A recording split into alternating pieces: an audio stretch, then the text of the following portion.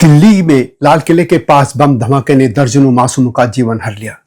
यह कोई अकेली घटना नहीं है, यह उन विचारों के युद्ध की नवीनतम कड़ी है जिसे हिंदू समाज सदियों से संघर्ष कर रहा है। दिल्ली बम विस्फोट की घटना से एक प्रश्न फिर से सामने आया है कि क्या भारत में गांधी और नेहरू हार रहे हैं तथा जिन्ना और सर सैयद अहमद जीत रहे हैं। गांधी और नेहरू तो सेकुलर होने की वकालत करते रहे, जबकि जिन्ना व अहमद ने कहा था कि हिंदू और मुसलमान दो अलग अलग राष्ट्र हैं। इस विचार युद्ध की तीसरी कड़ी अल्लामा इकबाल था, जिसने 1930 में इलाहाबाद में अलग मुस्लिम राज्य का सपना बुना। सर सैयद अहमद ने अलगाव की बुनियाद रखी, इकबाल ने उसे विचार में बदला और जिन्ना ने राजनीतिक हथियार बनाया।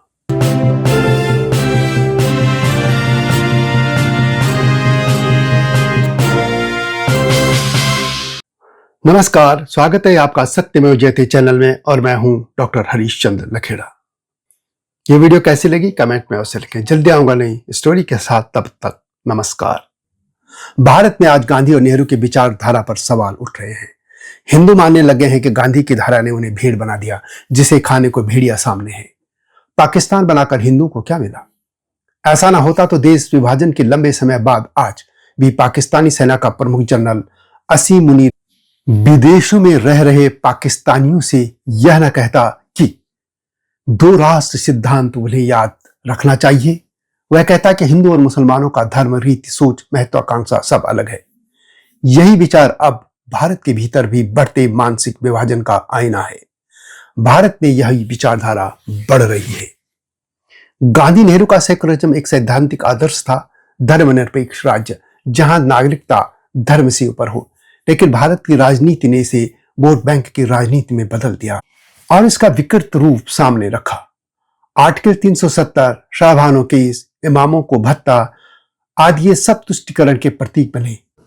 विचार यह था कि अल्पसंख्यक असुरक्षा को दूर करने के लिए विशेष सुविधाएं दी जाएंगी, पर परिणाम उल्टा हुआ। बहुसंख्यक समाज में असुरक्षा, अल्पसंख्यक में अलगाव।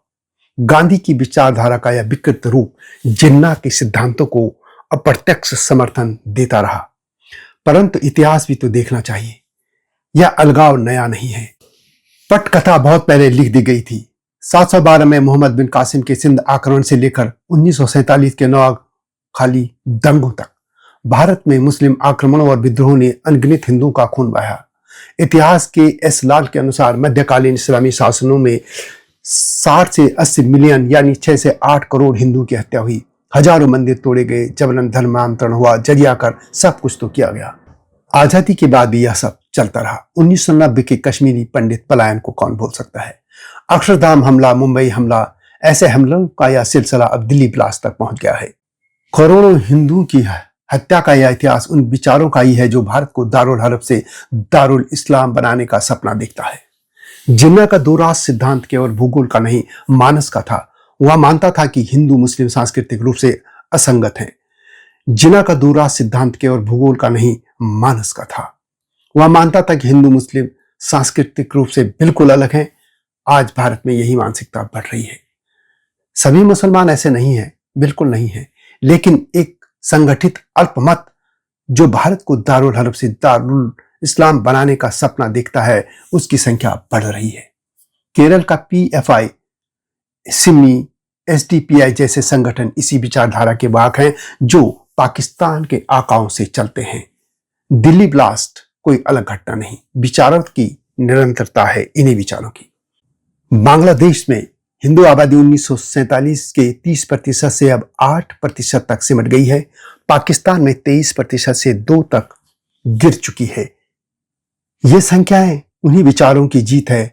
यह न केवल हिंसा की है, बल्कि उस मानसिकता की है जो भारत में भी बढ़ रही है और बांग्लादेश में तख्ता पलट के बाद फिर देखी गई थी, जिसमें निर्दोष हिंदुओं को निशाना बनाया गया। वैश्विक स्तर पर देखें तो सत्ता और मुस्लिम बहुल देशों में अशांति का मूल कारण भी यही अलगाववादी विचार है। ISIS, हुती, तालिबान, हमास जैसे दर्जनों संगठन हैं जो दूसरों का जीवन बर्बाद करने में लगे हैं और यहां तक कि खुद मुसलमानों का भी।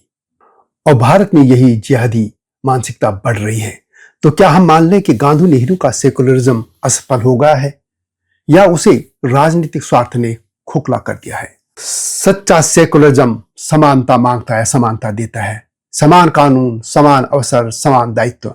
पर प्रश्न है कि क्या वक्फ सुधार, यूसीसी, मदरसा आधुनिकीकरण, क्या ये कदम जिन्ना के विचारों पर फतह हासिल कर पाएंगे?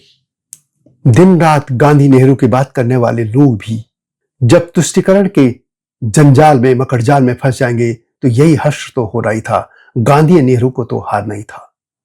इसीलिए मैं कह रहा हूं कि भारत में लगता है गांधी नेहरू हारते जा रहे हैं और जिन्ना, सर सैयद अहमद और इकबाल की मानसिकता जीतने की ओर बढ़ रही है और इसका परिणाम बहुत बुरा होगा।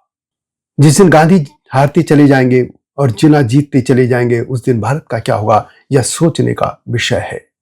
यदि भारत में गांधी नेहरू को जीतना है तो भारत के नेताओं को बदलना होगा, राजनीति को बदलना होगा, तुष्टीकरण को खत्म करना होगा। जिन्ना की जीत तभी रुकेगी जब हम अलगाव को विचार नहीं, अपराध मानेंगे। दिल्ली ब्लास्ट एक चेतावनी है। इतिहास दोहराएगा या बदलेगा, यह विचार तय करेंगे और इन विचारों को कुचलना आवश्यक है जो देश को अलगाव की ओर ले जाते हैं। यह वीडियो कैसी लगी कमेंट में अवश्य लिखें। जल्दी आऊंगा इस तरह के विचारों के साथ। तब तक जय हिमालय, जय भारत।